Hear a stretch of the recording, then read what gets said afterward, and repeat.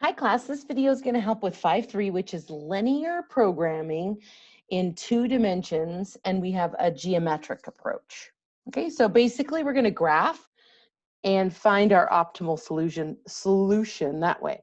Okay, so I have written out, obviously I didn't write this out, I stole it from the book. So I have the steps that we're going to take for this method. So step 1, we are actually going to graph our feasible region. We've already been doing that. Basically, we're going to have 3 or 4 graphs. We're going to have a bounded or an unbounded region, and we have to draw that first.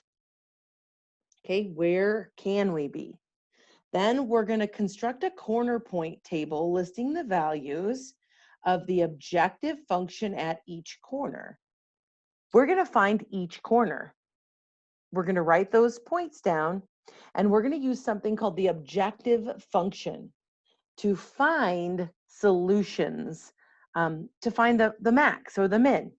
Okay, so determine the optimal solution. So we'll figure out which one's the highest or lowest. And number 4, for the applied problem, interpret the optimal solution. So what are we going to do? We're going to graph and have bounded or unbounded.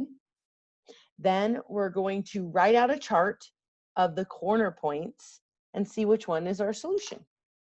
Okay, so that's our idea for this section.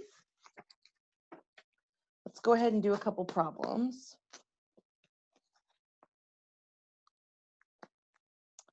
Well, I am going to show you one that's already partway done for us. Like, start a little lower here. What is the maximum and the minimum for a feasible region that has vertices of 0, 0, 12, 0, 5, 0, 12, 5?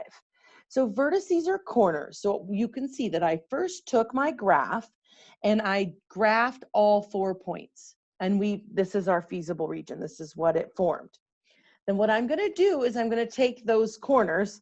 It already gave them to us. A lot of these, we'll have to find them on our own. I wrote them down over here. These are our 4 corners. Then we're given what we call the, now I can't remember what they called it. Objective function. So then we're given our objective function. So the objective function for this one is 7x plus 14y. It's like your goal, like the main idea. Okay, so then I put in those x and y for each one. This one I got 70, 0, 0, I got 0, 12, 5, I got 154, and 12, 0, I got 84. So basically I'm taking that x and y, I'm plugging them into this formula that I was given in the problem, and then you look, which one of these points gave me the highest Q value for this one. Q value. It was the 12, 5. Gave me the highest Q value. Which one gave me the lowest? 0, 0. So what is the max? 12, 5. And the minimum is 0, 0. Okay? Now, we're going to be given less and less information. Oh, let me show you this real fast before I go to the next question. What if I just changed, same problem, same points? What if I just changed my objective function to 10x minus 12y? This is why we're learning this. Because you might have, I want to sell this for $2, this for $4. What is my max? What is my min? And then, oh, that didn't work well. Be able to just change it up and try it over and over again with that same information. Oh, goodness, I keep yawning. Okay, so what am I going to do? I'm going to put in my 0, 0. I'm going to put in my 0, 5, my 12, 0, and my 12, 5, just like I did above. And I get out these values. So the 120 is the highest and the 0 is the lowest. I lied. We have a negative value in there. Negative 60 is the lowest. Okay. 0 was not the lowest on that one. So you have a couple problems like that where it just kind of changes them up on you. Okay. Now, I guess we'll call this problem 2.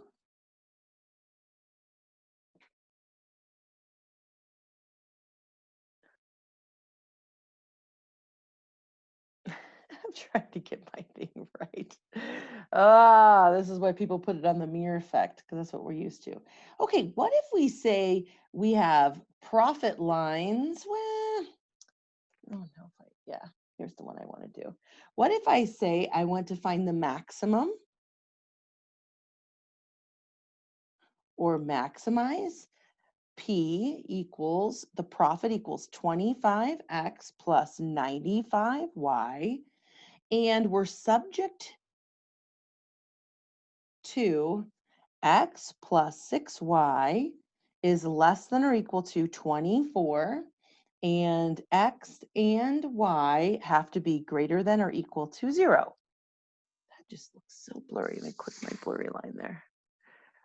Okay, so for this one, this is how you're going to start seeing your problems. And we're going to have a couple different methods for them. I want to maximize my profit. Here's my profit function. But these are my constraints that I have for my business. How am I going to solve this? Well, with the geometric approach, we're going to graph it. So the top one, you could do a chart to solve and graph, which is what I'm going to do. Or again, you could solve for y. That's another method. So what I'm going to do is, well, maybe I'll solve for y. I'm looking at this. Either way, if I solve for y, I would minus the x over. So I would have 6y is less than or equal to negative x plus 24. Just writing that first because I like my x's first for Snoop.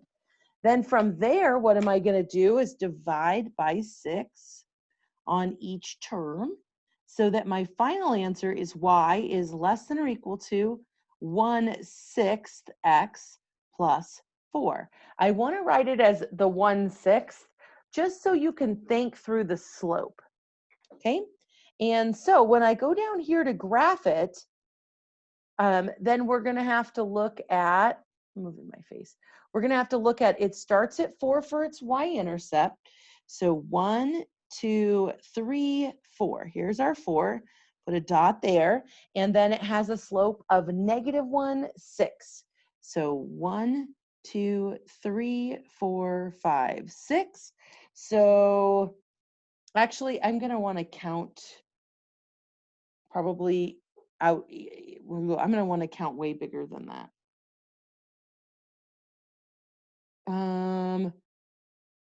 Let's do 10. So probably 5s would be good. 5, 10, 15, 20, 25, 30. Bear with me on y. Okay, so we know we go down 1 because these are counting by ones, and then we're going to go over 6. There's down 1 over 6. What is the intercept on where it's going to cross this axis here? That might be a reason to do our chart method, which I'll show real quick just because. So our chart method is to put in a 0 for x and find your intercept. So if I put a 0 in for x on this one, I would get a 0 here, and then you would divide the 6 into the 24, which gives me 0, 4, and we have that point graphed here. Okay, if I put a 0 here, I'm putting that in for the y, and x is 24. Okay, so we have a point right here, 24. And this point better be on it as well. Is this solid? Yes, it's less than or equal to, so it's a solid line. And I'm only going to draw it, doesn't quite go through my down 1 over 6. Clearly my down 1 over 6 is off a little. Move it over. That's what happens when I don't use graph paper. So here is our line for this one. So that's something you've been doing. I like using the intercepts because you have to find your corner points. So that works pretty well too. Or solve for y. You could do both. So then down here, we're also given you have to be greater than 0. So our feasible region is going to be going this way, and less than this one, right? So it's this whole triangle. Let me shade that in for us. And then I want you to think about what are the corner points. So we need to write those down and use our objective function, or I mean our profit function, to find the max and min. So I'm going to go like this.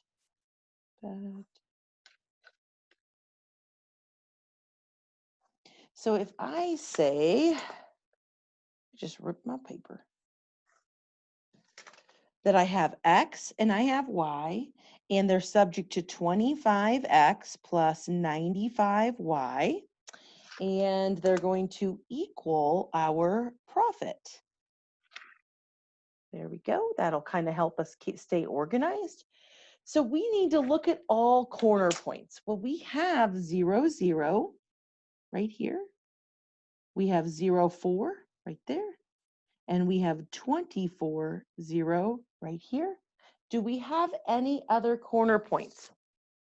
No, it's a triangle, 3 corners. That's it. Okay, so then from there, we're going to put those values into the profit function. So if I put in the 0, 0, 0 times X is 0 plus 0 times 95 is 0. So that one's 0. That's looking like our lowest one. Well, if I sell none of X and none of Y, well, my profit's going to be 0. Okay, so if I sell 0 X's and 4 Y, then I would have 25 times 0 plus 95 times 4. 95 times 4 is 380. Okay, last one. 25 times 24 plus 95 times 0. 25 times 24 is 600. All right. Which one is the highest profit? This one. This is our maximum. Okay. Where does it happen at? This point. When I sell 24 X's and none Y's. Y's shouldn't produce them, I guess. Okay, this is the idea for this section. All right, so let's do one more. Let me see. Let's do the word problem because that's the one, problem 9 from printed. I want to find that word problem. Do I not have it? Here it is. Okay, so here's a word problem. A dietitian needs a plan for a diet, and we've seen one like this before. And each container of food aid has to have each food aid contains 1 unit of additive 1 and 3 units of additive 2. Each container of B has 1 unit of additive 1 and 6 units of additive 2. The patient needs at least 5 units of additive 1 and so many blah, blah, blah, blah. Let's write this out, or let's break it up individually. So I love this little chart.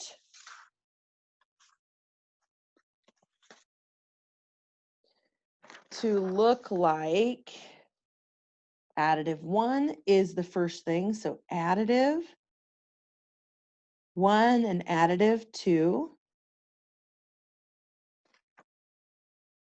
And then we know we have food A, we have food B, and we have what the patient, food B, and what the patient needs. Okay, so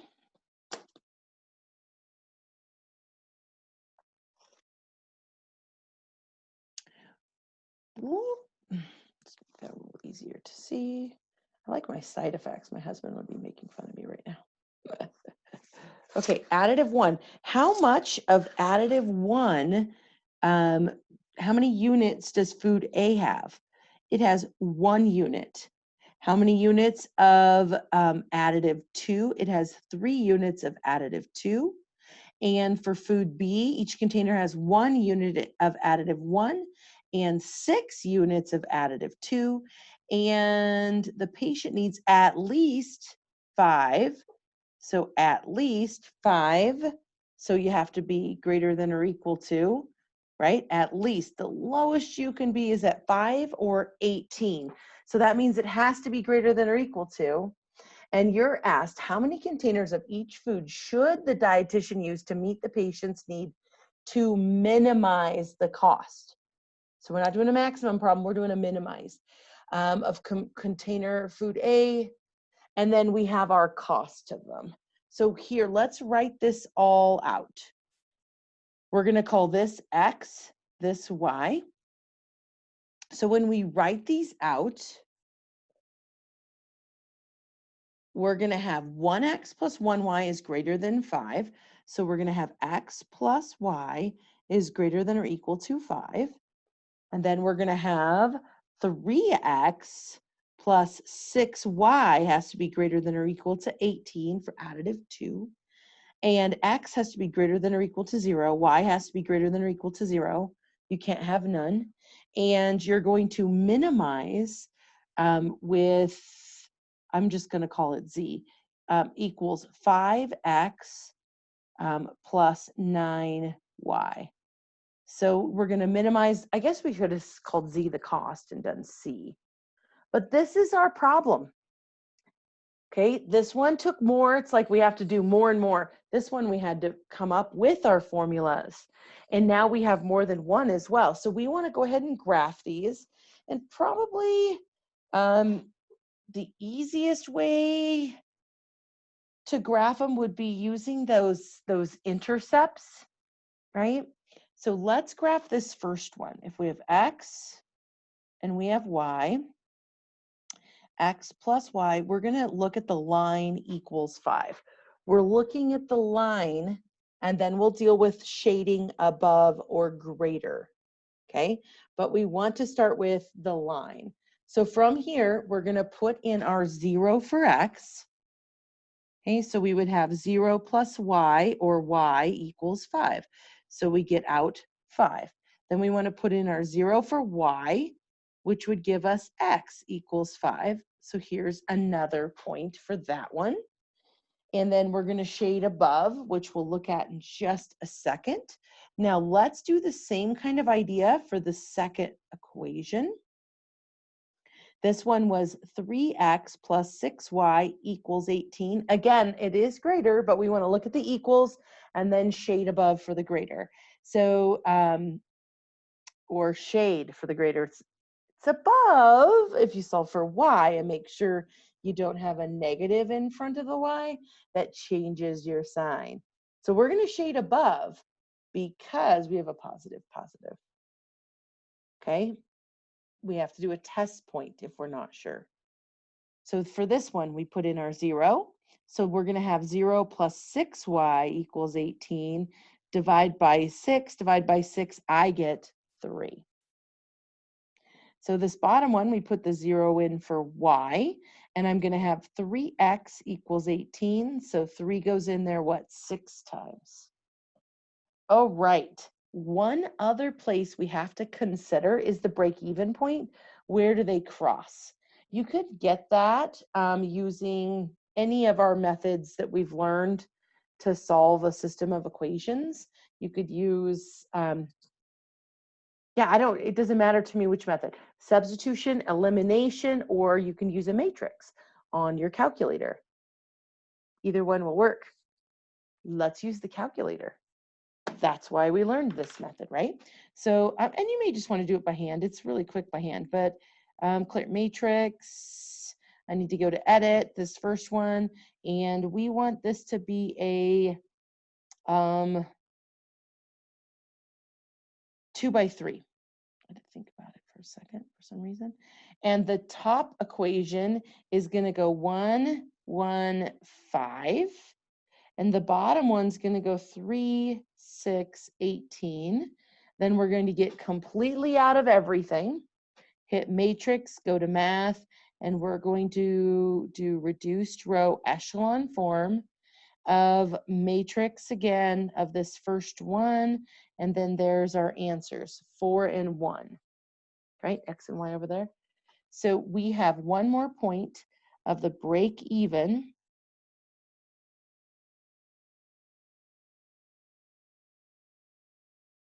So why do we have to consider this? Because it's going to be on our edge. Now, if you graph this using technology, it might be a little easier, but you do need to know how to do it by hand as well. So let's go ahead and graph this real fast. Okay, so this first one is 0, 5. So is there any bigger? Nope, so we can count to 5. 1, 2, 3, 4, 5. 1, 2, 3, 4, 5. 5. And the point 0, 5, 0, 5, and 5, 0. And then we're going to draw our line. And we think this is above it, that we shade above.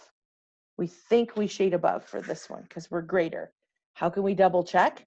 Well, I'm going to put in 0, 0 to this greater with the greater in. And if it tells me no, then I know I do shade this way. So 0 plus 0, is that greater than 5? No. So we know you're going to have to be going bigger. Okay, so I use the test point. Or I could have solved for y and seen that it is still greater. Okay, the second one's at 0, 3, and 6, 0. Oops, I guess I need to go over here to 6, 6, 0. And I'm going to graph that one. We also think we are above this one. Okay, so how can we check? I like 0, 0. Put 0, 0 in. So 0 times 3 plus 6 times 0 is 0.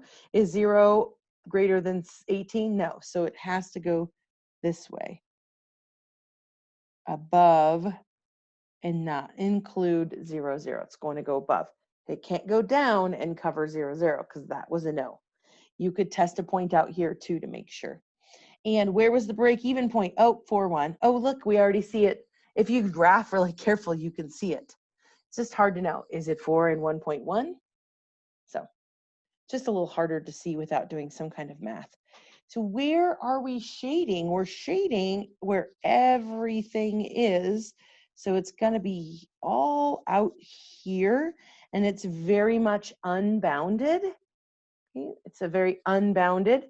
So what are the corners of this region? Our corners, I'm going to write these down for us. Our corners are 0, 5. Our corner here is 4, 1. And our corner here is 6, 0.